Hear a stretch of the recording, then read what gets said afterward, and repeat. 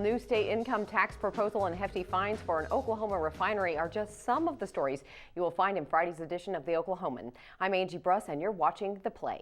And here with a preview of those stories is assistant local editor Nick Trugakas. Thank you so much for joining me. No problem.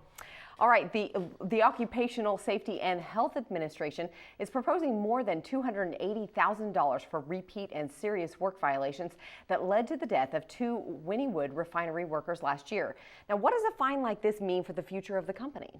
Well, it is a substantial amount of money. The mayor of Wynnewood says that it really shouldn't cause a big problem for the plant. It's owned by a Texas company out of state. And the mayor describes it as not something that's going to break the bank for them. So you would think that, the future of the refinery going forward would be fine. What's troublesome there is that this boiler blast that happened in 2012 and led to the death of the 2 employees was part of a recurring, set of issues that the plant had been warned on before. You end up with the fine. They're also going to be put on sort of a probationary period where they're going to have to meet up with certain regulations and inspections and stuff like that, and hopefully avoid something like that, going down the line again. Okay, all right. Well, now there are only 2 months left in the legislative session, and local politicians are poring over a number of proposals. One of the new measures being discussed is a new bill on the state income tax. How is this legislation different from the previous bill? There have been 2 versions of the to reduce the income tax legislation going through the Capitol this session. The previous proposal that had been gaining a lot of traction was a reduction of the rate from 5.25% down to 5%.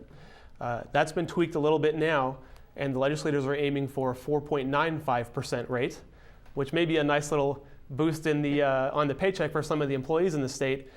One condition on this thing being approved is that it looks like it wouldn't go into effect until January 1st of 2015. So it would be a thing that I think a lot of workers would like to see some more pay on their check, but something that wouldn't happen for still almost 2 years now. All right.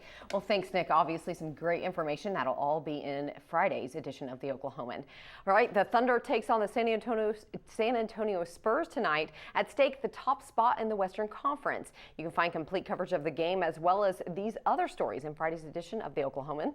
Here are some of the headlines that grabbed your attention, though. On Thursday, an OU gymnast's move on the uneven bars broke her body, but not her spirit. To find out how a surgeon's discovery changed Kayla Nowak's outlook, you can read Jenny Carlson's article online.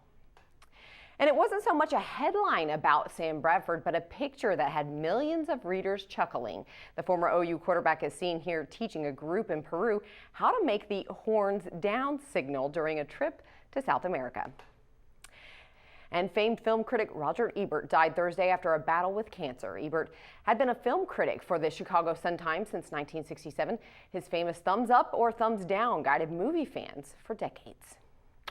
That's a tough loss there. Obviously, a great man that a lot of people enjoyed watching and listening to. Well, thanks so much for joining me today on The Play. We'll see you later.